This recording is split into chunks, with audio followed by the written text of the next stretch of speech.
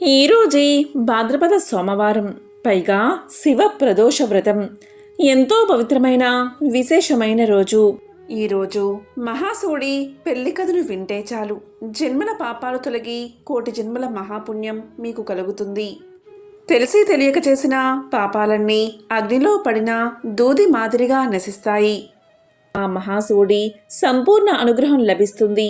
మరి ఆ కథలేంటో ఇప్పుడు ఈ వీడియోలో తెలుసుకుందాం.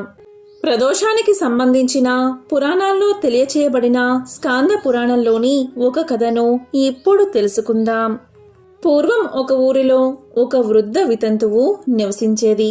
ఆమె ఎప్పుడూ కూడా తన కొడుకుతో పాటు భిక్షాటన చేస్తూ బతుకుతూ జీవితాన్ని కొనసాగించేది. ఒకసారి ఆమె తన ఇంటికి వెళ్తూ ఉండగా నేలపై గాయపడి పడి ఉన్న ఒక చిన్న పిల్లవాడిని చూసింది. ఆమెకు ఎంతో జాలి కలిగింది. తన కోసం, అలాగే తన కొడుకు కోసం తినడానికి తిండి లేకపోయినా ఆమె జాలి హృదయంతో ఆ బాలుణ్ణి ఇంటికి తీసుకువెళ్లి చాలా జాగ్రత్తగా పెంచసాగింది. తాను ఆశ్రయం కల్పించిన ఆ బాలుడు విదర్భ యువరాజు ధర్మగుప్తుడు అనే విషయం ఆ వృద్ధురాలికి తెలియదు. ఆ యువరాజు తండ్రి యుద్ధ భూమిలో శత్రువుల చేతిలో హతమయ్యాడు. అతను తన తల్లిని కూడా కోల్పోయాడు. అతను అనాథ. ఆ వృద్ధ స్త్రీ మాత్రం బాలుణ్ణి ఎంతో అల్లారు ముద్దుగా తన కుమారుడితో సహా జాగ్రత్తగా పెంచుకునేది. ఇలా కొన్ని రోజులు గడిచిన తర్వాత బాలుడి గాయాలు నయమైన తర్వాత ఆ స్త్రీ అతనిని, అలాగే ఆమె కొడుకును ఒక ఆలయానికి తీసుకువెళ్ళింది. అక్కడ ఆ వృద్ధురాలు శాండిల్య మహర్షిని చూసింది. అలాగే శాండిల్యుడికి జరిగిన విషయాన్ని అంతా, తనకు దొరికిన పిల్లవాడి గురించి తెలియచేసింది. అప్పుడు శాండిల్య మహర్షి దివ్య దృష్టితో జరిగిందంతా తెలుసుకున్నాడు. అప్పుడు శాండిల్యుడు ఇలా చెప్పాడు: తల్లి, నీవు కాపాడింది ఎవరినో కాదు, మన దేశపు రాజకుమారుణ్ణే అని చెప్పగానే వృద్ధురాలు ఆశ్చర్యపోయింది. ఇంకా ఆ మహర్షి ఇలా పలికాడు: అమ్మా, నీవు ప్రదోషం నాడు వ్రతాన్ని ఆచరించు. ఇలా చేస్తే నీకు, నీ పుత్రులిద్దరికీ ఎంతో మంచి జరుగుతుంది అని సలహా ఇచ్చాడు. అప్పుడు ఆమె తన ఇద్దరు పిల్లలతో సహా వ్రతాన్ని ఆచరించాలని కోరుకుంది. ఈ విధంగా సంవత్సరాలు గడిచాయి. ఇద్దరు పిల్లలు సోదరుల వలె పెరిగారు. ఒకరోజు వారిద్దరూ అడవికి వెళ్ళినప్పుడు ధర్మగుప్తుడు అంశుమతి అనే గంధర్వ యువరాణిని కలుసుకున్నాడు. యువరాజు మరియు యువరాణి మొదటి చూపులోని ప్రేమలో పడ్డారు. కొన్ని రోజుల తర్వాత యువరాణి ధర్మగుప్తుడిని వివాహం చేసుకోవాలని తన కోరికను ఆమె తండ్రికి వ్యక్తం చేసింది. అప్పుడు గంధర్వరాజు యువరాజు గురించి తెలుసుకోవడానికి వృద్ధురాలి ఇంటికి వెళ్ళాడు. వృద్ధురాల్ని కలుసుకున్న తర్వాత గంధర్వరాజుకు ధర్మగుప్తుడి నిజ స్వరూపం తెలిసింది. తరువాత ధర్మగుప్తుడు అంశుమతిని వివాహం చేసుకున్నాడు. అలాగే తన మామగారైన గంధర్వరాజు మద్దతుతో అతను కోల్పోయిన రాజ్యమైన విదర్భను తిరిగి గెలుచుకున్నాడు. చివరికి యువరాజు వృద్ధురాలిని, అలాగే వృద్ధురాలి కొడుకును కూడా తన రాజభవనానికి తీసుకువెళ్ళాడు. ఈ విధంగా వృద్ధురాలు, ఆమె కుమారుడు మరియు యువరాజు ప్రదోష వ్రతాన్ని ఆచరించడం వల్ల సకల శుభాలను పొందారు. ప్రదోష వ్రతాన్ని ఆచరించే వారికి ఈతి బాధలు ఉండవని ఆధ్యాత్మిక పండితులు చెప్తున్నారు. ప్రదోషం రోజు ఉదయమే స్నానం చేసి తెల్లని వస్త్రాలు ధరించాలి. శరీరంపై విభూతిని, రుద్రాక్షమాలను కూడా ధరిస్తే చాలా మంచిది. మీకు వీలైనప్పుడల్లా పంచాక్షరి మంత్రాన్ని, ఓం నమశివాయ అనే మంత్రాన్ని జపించాలి. ప్రదోషం రోజున నిశ్శబ్దంగా ఆరాధించడాన్ని శివుడు ఇష్టపడతాడు. కఠిన ఉపవాసం చేయలేని వారు పళ్ళు, పాలు తీసుకుని ఉపవాసం ఉండవచ్చు. ఉడికించిన పదార్థాలను తీసుకోకూడదు. సాయంకాలం ప్రదోష సమయంలో స్నానాన్ని ఆచరించి శివ షోడశోపచార పూజ జరపాలి. ప్రదోషం రోజు ఆ పరమశివుడికి నేతి దీపారాధన, ఆవుపాలతో అభిషేకం చేయడం, బిల్వపత్రాలు, శంకుపూలతో అర్చించడం శ్రేయస్కరం. ఈరోజు ఎవరైనా సరే మహామృత్యుంజయ మంత్రాన్ని 108 సార్లు జపించి ప్రదోష కథను వింటే చాలు. వారికి సంపూర్ణ శివానుగ్రహం కలుగుతుంది. మీ ఇంట్లో పూజ ముగిసిన తర్వాత శివాలయాన్ని దర్శించండి. వీలైన వారు ప్రదోష స్తోత్రం, శివ స్తోత్రాలను పఠించండి. మహామృత్యుంజయ మంత్రాన్ని 108 సార్లు తప్పనిసరిగా పఠించండి. ఓం త్రయంబకం యజామహే సుగంధిం పుష్టివర్ధనం ఉర్వారుకమివ బంధనాత్ మృత్యోర్ముక్షియా నమామృతాత్ అనే మంత్రాన్ని తప్పనిసరిగా పఠించండి. ఈ శివ ప్రదోషం రోజు ఈ కథను విని ఈ మంత్రాన్ని పఠిస్తే చాలు. సకల శుభాలు కలుగుతాయి. జన్మల దోషాలు తొలగి 1,000,000 జన్మల పుణ్యం వస్తుంది. శివుని ఆజ్ఞ లేనిదే చీమ కూడా కుట్టదు అంటారు. సృష్టి మొత్తం నీలకంఠుడి ఆజ్ఞ మేరకే నడుస్తుంది. అయినా సరే ఆయన నిరాడంబరంగానే ఉంటాడు. శ్మశానంలో నివసిస్తాడు. భస్మం ధరిస్తాడు. ప్రదోషము అంటే అది ఒక కాల విశేషం. ప్రదోషము అంటే పాప నిర్మూలన అని అర్థం.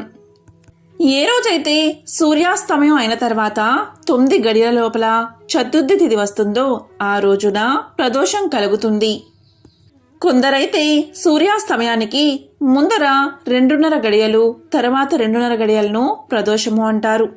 సూర్యాస్తమయ కాలము మనకు తమో గుణ ప్రధానమైనది. ప్రదోష సమయంపై శివుడికొక్కటే అధికారం కలదు.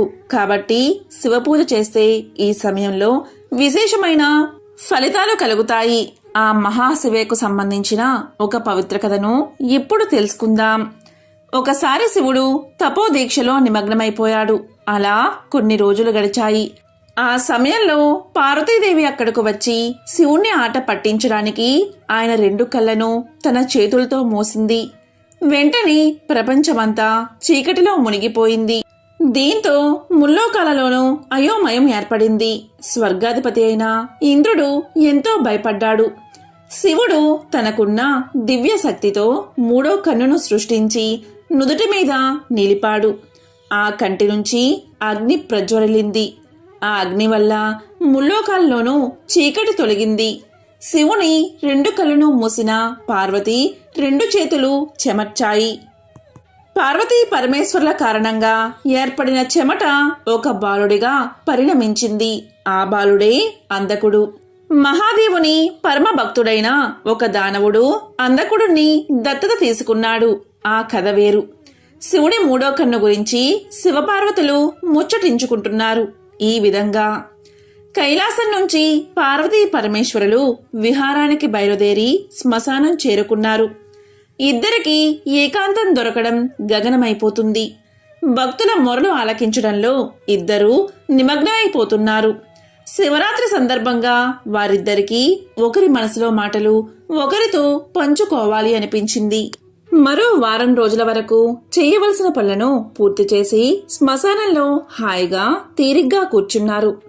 అప్పుడు శివుడు ఇలా అంటున్నాడు. గిరిజ, నువ్వు సంపన్నుల ఇంట్లో పుట్టి మంచుకొండలో చల్లగా నివసించేదానివి. సకలోపచారాలు జరిగేవి కదా నీకు. అటువంటి నువ్వు నన్ను ఎంచుకోవడంలో ఆంతర్యం ఏమిటి అని. దానికి పార్వతీదేవి ఇలా అంది. ఇన్ని రోజుల తర్వాత మనం సరదాగా మాట్లాడుకుందామని ఇక్కడకు వస్తే ఈ ప్రశ్నలు ఏంటి అంటూ చిరునవ్వు చిందించింది. అప్పుడు ఆ మహాశివుడు, అది కాదు పార్వతి, నీ ఆంతర్యం తెలుసుకుందామని ప్రశ్నించాను అన్నాడు. దానికి పార్వతీదేవి, నా ఆంతర్యం మాటేమో కాని ఈరోజు నేను మిమ్మల్ని ఒక ప్రశ్న వెయ్యాలి అనుకుంటున్నాను. దానికి సరైన సమాధానం దొరుకుతుందని ఆశిస్తున్నాను అని పలికింది. అప్పుడు శివుడు, ఏంటో ఆ ప్రశ్న అని పలికాడు. పార్వతీదేవి, నీవు దిగంబరుడవని, కపాలంలో భిక్ష చేస్తావని, రక్తం కారే గజచర్మం ధరిస్తావని నాకు తెలుసు. కాని నీ 3వ కన్నులోని ఆంతర్యం గురించి మీరు చెబితే వినాలని, తెలుసుకోవాలని కుతూహలంగా ఉంది నాకు అని పలికింది. దానికి శివుడు, నీ ఉద్దేశం ఏంటి పార్వతి? నన్ను బేసి కన్నులవాడు, పాలలోచనుడు, నిటలాక్షుడు అంటారని నీకు అవమానంగా ఉందా అని అడిగాడు. దానికి పార్వతీదేవి, అసలు అటువంటి ఆలోచనే లేదు. నీ 3 కళ్ళ గురించి చంద్రార్క వైశ్వానరలోచనాయ అని ప్రస్తుతించారు. కానీ నీ కళ్ళ గురించి నువ్వు ముచ్చటిస్తే బాగుంటుందని అడుగుతున్నాను అని పలికింది. అప్పుడు మహాశివుడు, నిజం చెప్పనా, ఈ కన్ను నీకోసమే అని సమాధానం చెప్తాడు. దానికి పార్వతీదేవి సిగ్గుపడుతూ, నాకోసమా, అర్థం కాలేదు అంటుంది. అప్పుడు శివుడు, ప్రపంచాన్ని చూసిన కళ్ళతో కాకుండా ప్రత్యేకంగా నిన్ను మాత్రమే చూస్తున్నాను ఈ కంటితో అంటాడు.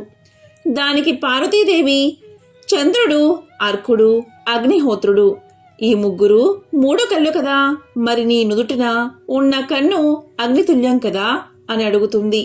అప్పుడు మహాశివుడు, అవును, ఎంతటి మల్లమైన అగ్నిలో పవిత్రమవుతుంది కదా, అంటే అమలత్వానికి ప్రతీక అగ్ని కదా, నేను నిన్ను అమల నేత్రంతో వీక్షిస్తాను అని సమాధానం చెప్తాడు. దానికి పార్వతీదేవి, ఇంత పవిత్రంగా నువ్వు మాత్రమే మాట్లాడగలవు, అందుకే నేను నిన్ను ప్రశ్నించాను. నిన్ను ఆది భిక్షువు అని పలికినా నాకు కోపం రాదు. ఈ సృష్టిలో అందరూ భిక్షువులే, కానీ నీకు మాత్రమే ఉన్న ప్రత్యేకత ఆ కన్ను. అందుకే ఆ చక్షువు గురించి నువ్వు ఏం చెప్తావో అని ఈ ప్రశ్న వేశాను అని అంటుంది. దానికి శివుడు, నువ్వు అడగకపోయినా నువ్వు అడిగిన దాని నుంచి చిన్న చిన్న చమత్కారాలు చెబుతాను నీకు. అవి కూడా నా 3 కళ్ళ గురించే. మనకు ముల్లోకాలు, ముక్కోటి దేవతలు, త్రిమూర్తులు, త్రిగుణాలు, త్రికాల సంధ్యలు, త్రిదశలు, త్రిశూలం, త్రిపురాలు, త్రిపురాలు ఇలా ఎన్ని ఉన్నాయో 3 సంఖ్యకు అంత ప్రాధాన్యత ఉంది.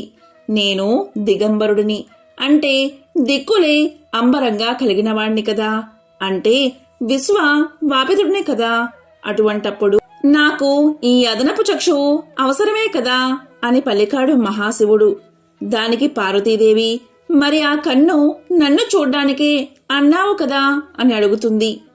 దానికి మహాశివుడు, అందులో ఏమాత్రమూ సందేహం లేదు.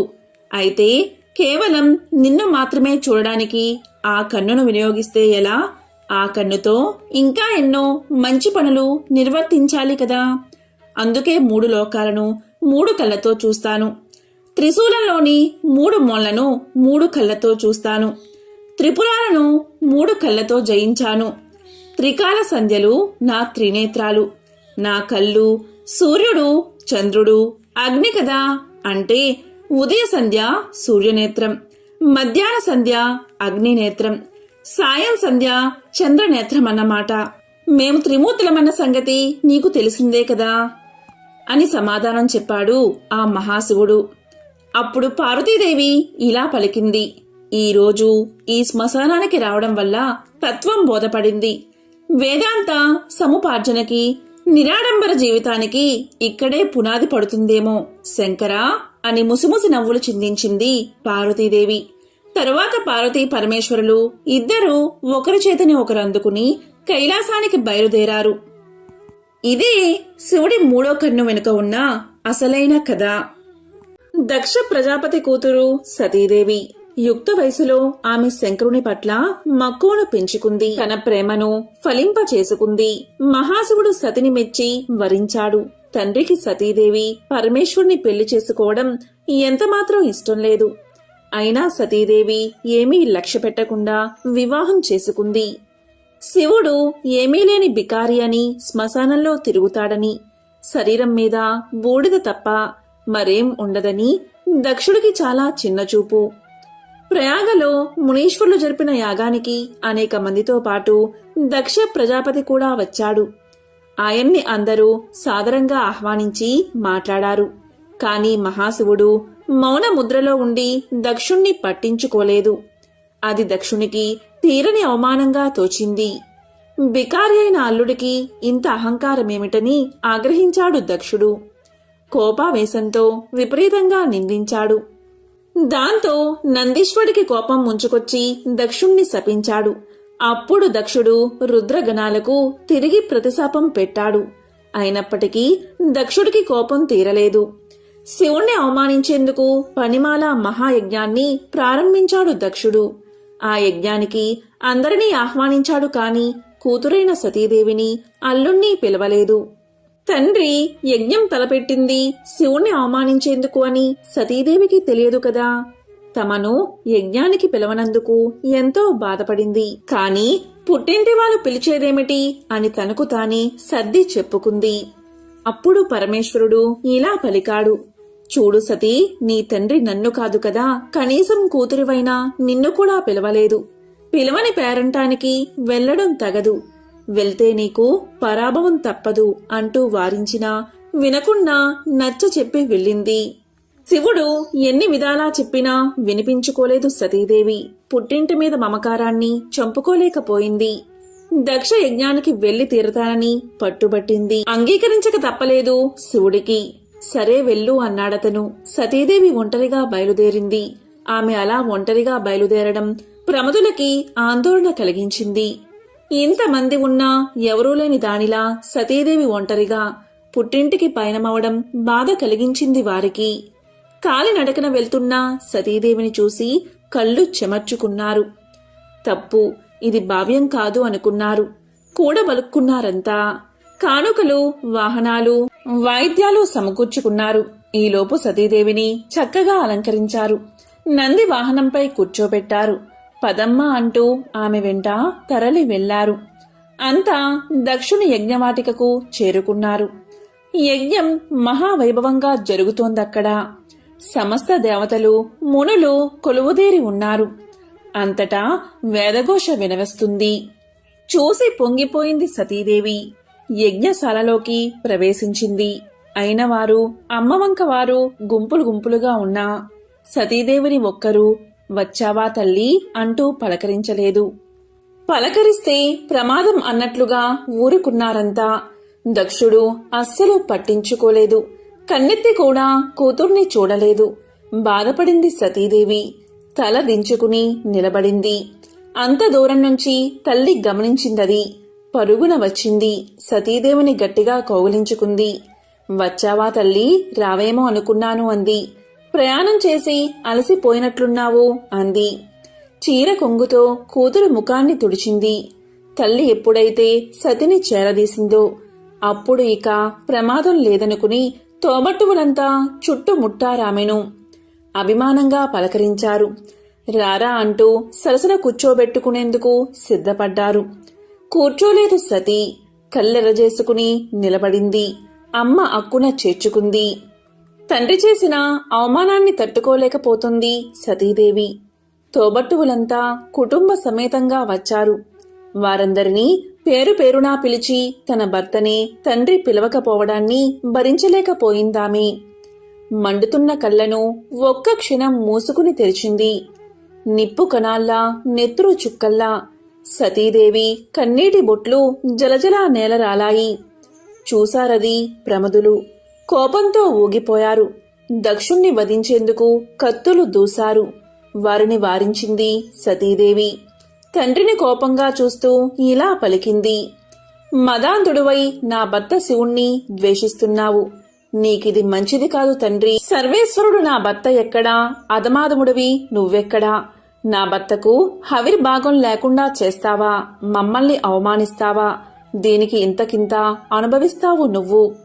నీ తనువున పుట్టిన పాపాన్ని నేను భరించలేను. నాకీ శరీరం వద్దు. ఇప్పుడే ఈ క్షణమే ఈ శరీరాన్ని వదిలివేస్తాను. పవిత్రురాలను అవుతాను. అయోమయంగా ఆందోళనగా చూస్తున్న మునులను, దేవతలను కడగంట చూసి కుశలు పరిచింది సతీదేవి. ఇక ఉత్తర దిశగా కూర్చుని కళ్ళు మూసుకుంది. చిత్తం పరమశివుని అధీనం చేసి నవరంధ్రాల్లో బంధించింది. మహామహాయోగులకు కూడా సాధ్యం కాని యోగాన్ని ఆరంభించింది. పంచ ప్రాణాలను వాటి మూల స్థానాల్లోంచి కదిలించింది. దాంతో సమాధి స్థితిలో ఉన్న ఆమె శరీరం నుంచి మంటలు ఎగసిపడ్డాయి. ఆ యోగాగ్నిలో సతీదేవి దహనమైపోయింది. ఆమె అలా దహనమైపోవడమేమిటి, ముల్లోకాల్లోనూ హాహాకారాలు చెలరేగాయి. భయంతో సమస్త భూతకోటి కంపించింది. దక్షుణ్ణి అంతా అసహ్యించుకున్నారు. ప్రమదులు మరిక ఆగలేదు. యజ్ఞవాటికలో ఉన్న అందరినీ చంపేందుకు సిద్ధమయ్యారు. ఇది భృగు మహాముని గమనించి ఋషుల్ని కాపాడేందుకు దక్షిణాగ్నిలో అభిచార హోమం చేశాడు. ఆ హోమ ఫలితంగా రుమనామకులు దేవతలు వేలాదిగా పుట్టుకొచ్చారు. యజ్ఞశాలల్లోని కొరవులని ఆయుధాలుగా ధరించి దండెత్తి వచ్చిన ప్రమదులను ఎదుర్కొన్నారు.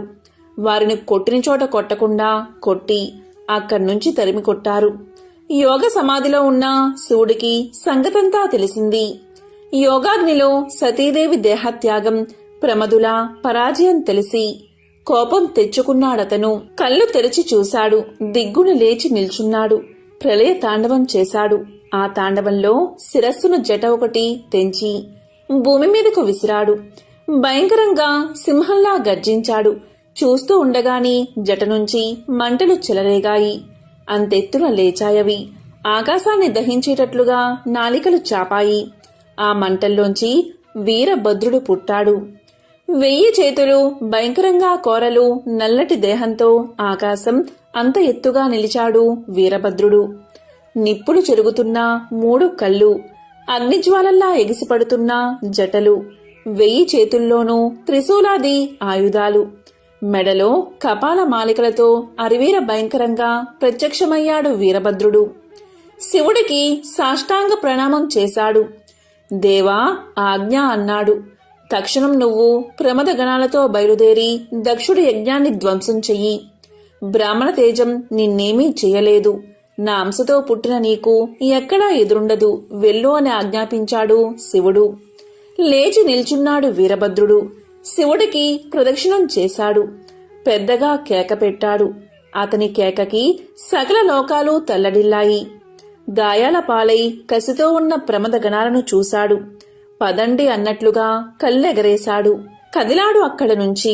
వీరభద్రుడు నడుస్తుంటే మృత్యుధూళి జగమంతా నిండిపోయింది. దక్షుని యజ్ఞవాటికకు చేరుకున్నాడతను. వీరభద్రుణ్ణి చూస్తూనే దక్షుడు సహా దేవతలు, మునులు గజగజా వణికిపోయారు. వీరభద్రుణ్ణి అండ చూసుకుని ప్రమదులు రెచ్చిపోయారు. యజ్ఞశాలల్ని ధ్వంసం చేశారు. హోమకుండాల్ని చల్లార్చారు. వేదికల్ని పెకలించి వేశారు. హోమ ద్రవ్యాల్ని విసిరేశారు. ముళ్లను దేవతలను కసితీరా కొట్టి తిట్టి బాధించారు. కళ్ళెదుట భర్తలు చావుదెబ్బలు తింటూ ఉంటే చూడలేక మునిపత్నులు, సురాంగణలు చేతుల్లో ముఖాలు దాచుకుని పరిగెత్తారు అక్కడ్నుంచి. యజ్ఞవాటిక అంతటినీ శ్మశాన వాటికలా చేసి భీకరంగా నవ్వుతూ నిల్చున్నాడు వీరభద్రుడు. వెన్నెచ్చి పారిపోతున్న దక్షుడి చేతులు చాచి అందుకున్నాడు వీరభద్రుడు. బంతిలా అతన్ని కింద పడేశాడు. లేవకుండా అతని రొమ్ము మీద కాలు ఉంచి మట్టిని తొక్కినట్లుగా తొక్కి పారేశాడు. కత్తితో శిరస్సు ఖండించాడు. తెగిపడ్డ శిరస్సును చేతిలోకి తీసుకుని చూసి ఆనందించి దానిని దక్షిణాగ్నిలో హోమంలో వేసేశాడు. దక్ష సంహారంతో వచ్చిన పనైపోయింది. ప్రమదులతో మరలిపోయాడు వీరభద్రుడు. కైలాసానికి చేరుకున్నాడు. సతీ వియోగ తప్తుడైన శంకరుడు విరాగ భావంతో కైలాస శిఖరంపై తపస్సు ప్రారంభించాడు. అదే సమయంలో తారకుడు అనే రాక్షసుడు బ్రహ్మ గురించి తీవ్రమైన తపస్సు చేసి మరణం లేకుండా వరాన్ని పొందాడు. పుట్టిన ప్రతి ప్రాణి గిట్టక తప్పదు. సురులకు తప్ప అసులకు ఆ వరం ఇవ్వకూడదు కాబట్టి మరేదైనా వరం కోరుకోమన్నాడు బ్రహ్మ. సరే అన్నాడు తారకుడు. శివుడికి పుట్టిన సంతానం, అందులోనూ 7 ఏళ్ల బాలుడి చేతిలో తప్ప మరెవరి చేతిలోనూ మరణించినటువంటి వరం కోరుకున్నాడు తారకుడు. ఎందుకంటే శివుడి భార్య సతీదేవి పిలవని పేరంటానికి వెళ్లి తన పుట్టినింట భర్తకు జరిగిన అవమానానికి తట్టుకోలేక యోగాగ్నిలో దహించుకుపోవడంతో శివుడు సతీ వియోగ దుఃఖంతో విరక్తుడై ఉన్నాడు.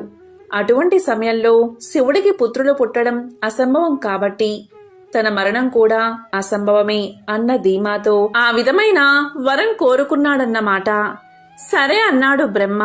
అసురజన్మ కావడాన పుట్టుకతోనే సంక్రమించిన బలానికి ఈ వరబలం తోడు కావడంతో తననెవరూ జయించలేరు అన్న ధీమాతో తారకాసుడి ఆగడాలు తట్టుకోలేని విధంగా తయారయ్యాయి. వాడికి మిత్రుడైన శూరపద్ముడు కూడా జతయ్యాడు. ఇద్దరూ కలిసి దేవతలను, మానవులను, మునులను, సాధు ప్రాణులందరినీ నానా హింసలకు గురిచేయసాగారు. దాంతో అందరూ కలిసి బ్రహ్మదేవుడి దగ్గరకు వెళ్లారు, తమను ఆ దుష్టుడి నుంచి కాపాడమని. ఆ రాక్షసుడి నొసట రాతరాసిన విధాతకు తెలియదా వాడినెలా సంహరించాలో? దేవతలకు ఒక ఉపాయం చెప్పాడాయన. శివుడికి పుట్టబోయే కుమారుడు తప్ప వీడిని మరెవరూ సంహరించలేరు కాబట్టి మనందరం కలిసి శివుణ్ణి వైరాగ్యం నుంచి సంసార జీవనం వైపు మళ్లించాలి. అప్పుడు మన పని సులువవుతుంది అన్నాడు బ్రహ్మ.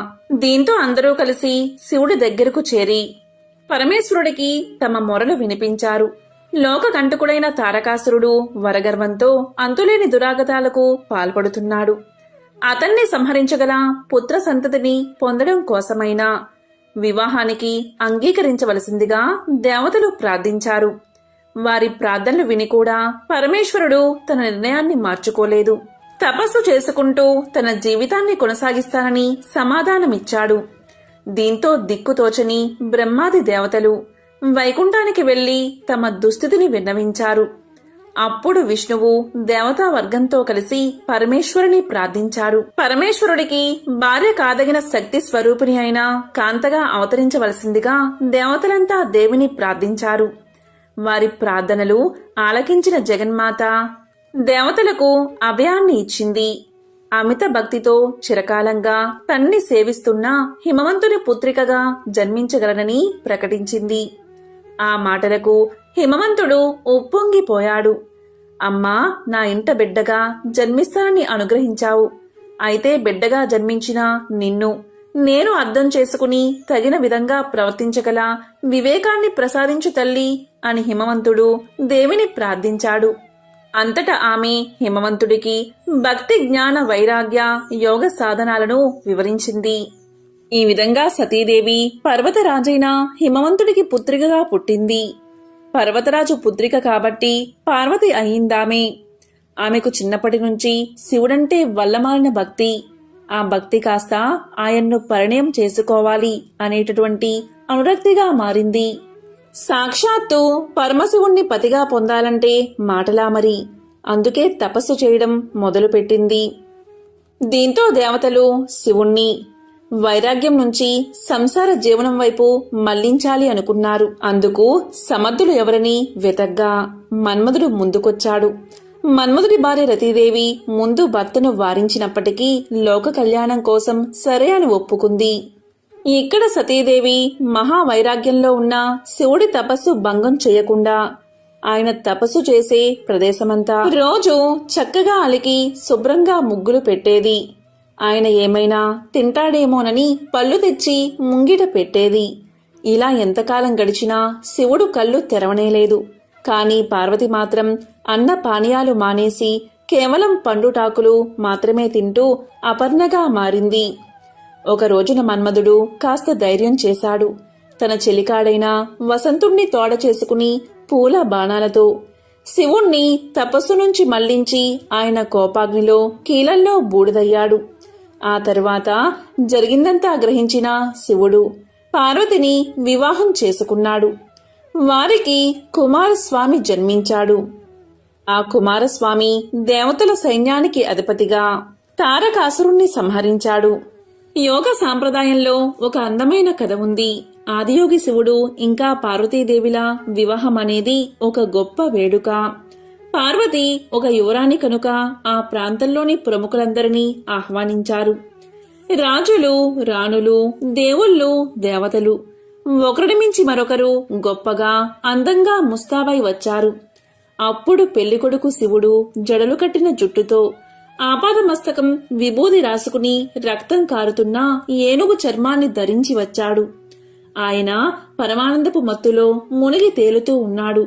అతని పరివారంలో ఉన్న జీవులందరూ మానవ రూపంలో కాకుండా ఏదో వికృతమైన వక్రీకరించిన రూపాలతో ఉన్నారు.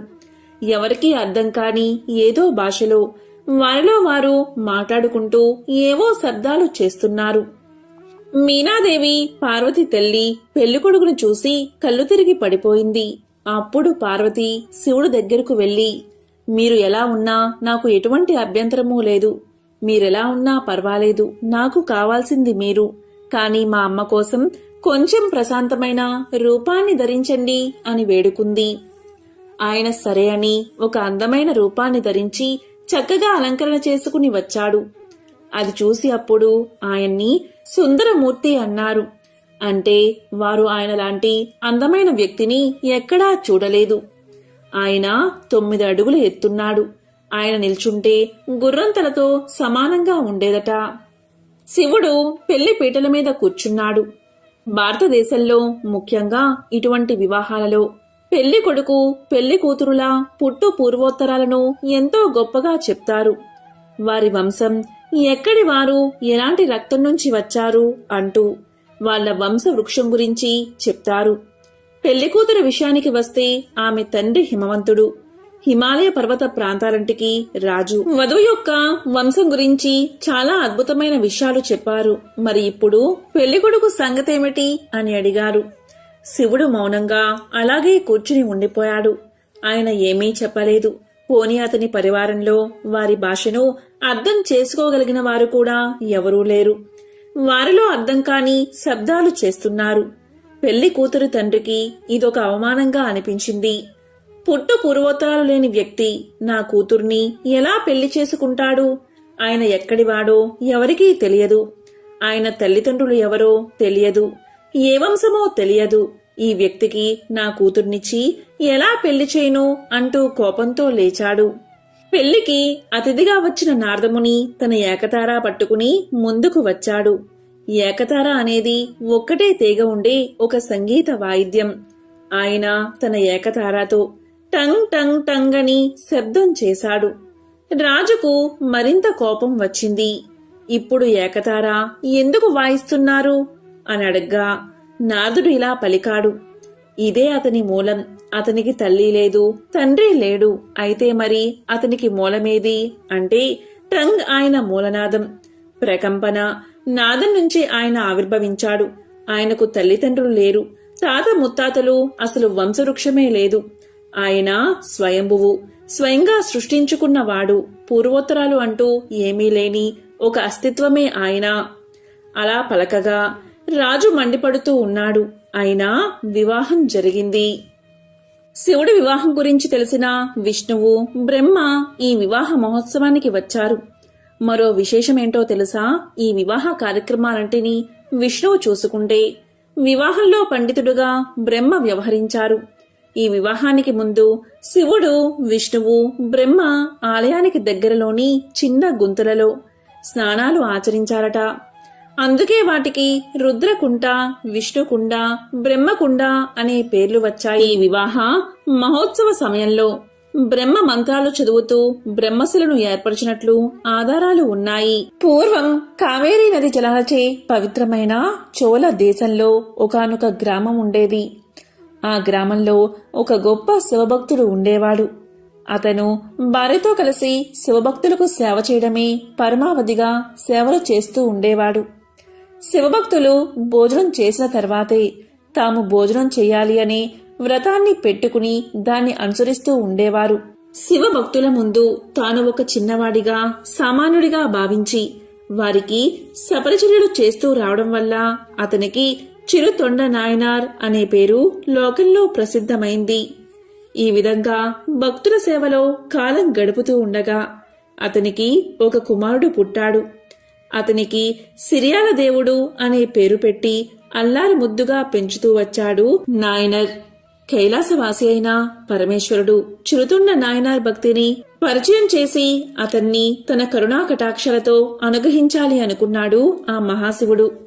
దీంతో మహాశివుడు భైరవ యోగి వేషాన్ని ధరించి ఆ గ్రామానికి చేరుకున్నాడు. చిరుతొండ నాయనార్ ఇంటి ముందు నిలబడి భవతి భిక్షాందేహి, భవతి భిక్షాందేహి అని పలికాడు.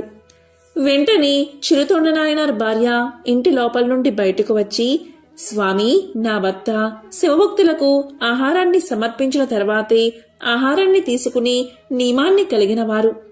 ఈరోజు భక్తులు ఎవరో మా ఇంటికి రానందున వాళ్ళను వెతుక్కుంటూ ఆయన బయలుదేరారు. వారు మిమ్మల్ని చూస్తే ఎంతో ఆనందిస్తారు. మీరు ఇంటి లోపలికి వచ్చి ఆశీనులు కండి అని ప్రార్థించింది. దీంతో భైరవ వేషధారి అయిన శివుడు ఇలా పలికాడు. నేను చిరుతొండ నాయనార్ని చూడ్డానికే ఇక్కడికి వచ్చాను. వారు లేనప్పుడు ఇంట్లోకి నేను రాను. ఇక్కడే గణపతి సారం దేవాలయం సమీపంలో ఉన్న అత్తి చెట్టు కింద కూర్చుని ఉంటాను.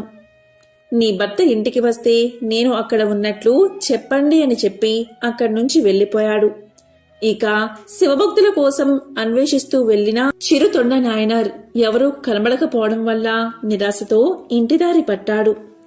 భర్తను చూడగానే అతని భార్య ఇలా పలికింది. మీరు బయటకు వెళ్ళినప్పుడు శివభక్తుడు ఒకరు ఇంటికి వచ్చారు. అతను ప్రస్తుతం గణపతి సారం దేవాలయం సమీపంలోని అత్తి చెట్టు కింద కూర్చుని ఉన్నారు అని చెప్పింది. ఆ మాటలు వినగానే అత్యంత ఆనందంతో చిరుతొండ నాయనర్ వేగంగా అక్కడికి వెళ్లి ఆ భైరవమునికి నమస్కారం చేసి ఇలా పలికాడు.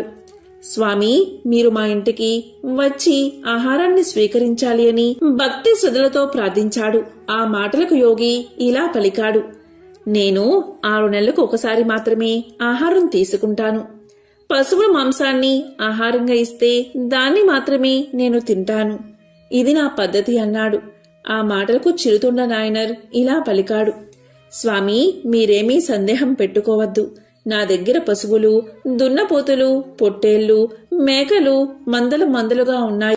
వాటిలో మీకు ఏది కావాలని చెప్తే త్వరగా దాన్ని వండి మీకు ఆలస్యం చేయకుండా నేను వడ్డిస్తాను అని చెప్పాడు.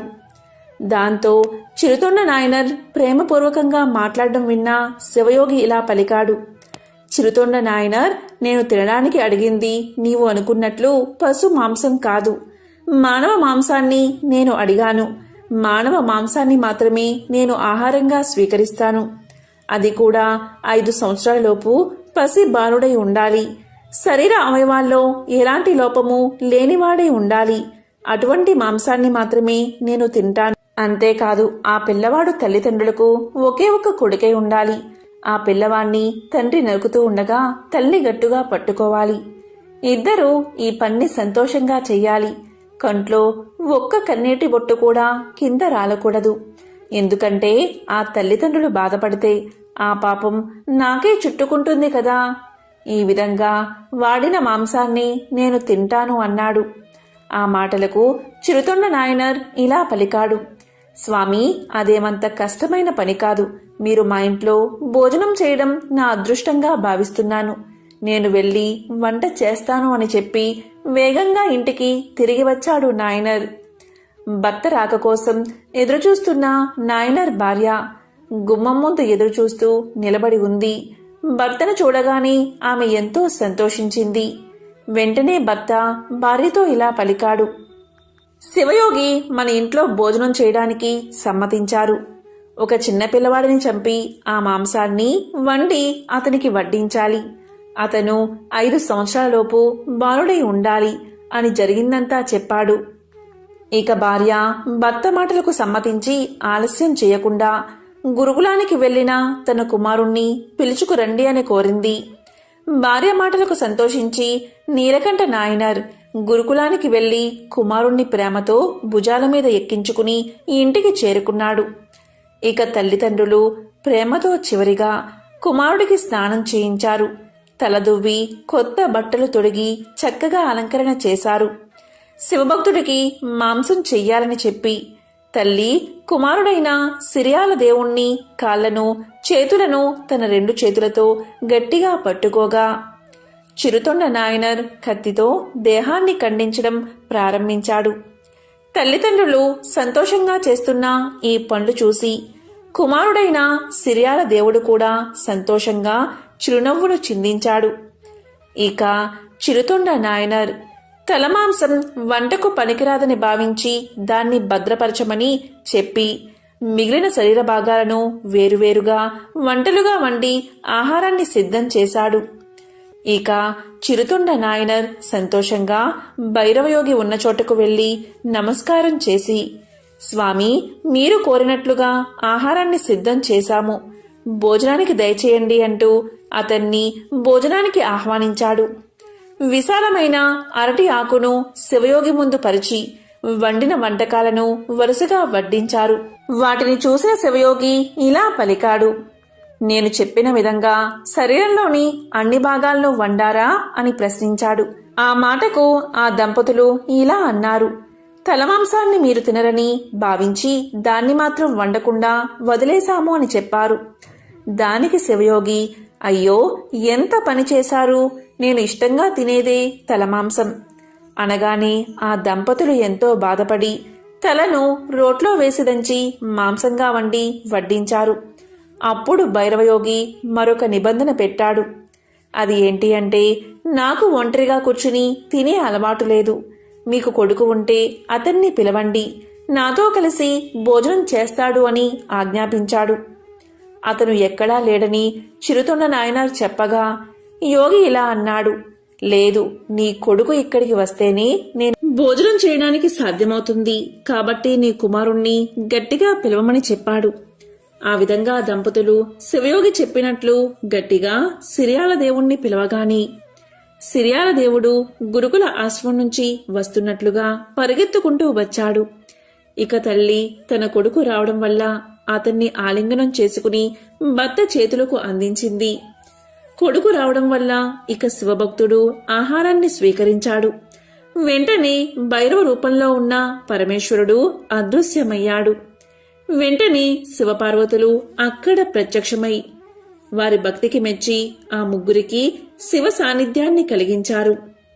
ఎంతో పవిత్రమైన విశేషమైన ఈ కథను ఈరోజు విన్నా, చదివినా, చెప్పినా, వినిపించినా సకల శుభాలు కలుగుతాయి. జన్మల దోషాలు తొలగి కోటి జన్మల పుణ్యం వస్తుంది. ఓం నమః శివాయ. ఓం నమో నారాయణాయ. ఓం శ్రీ మాత్రే నమః.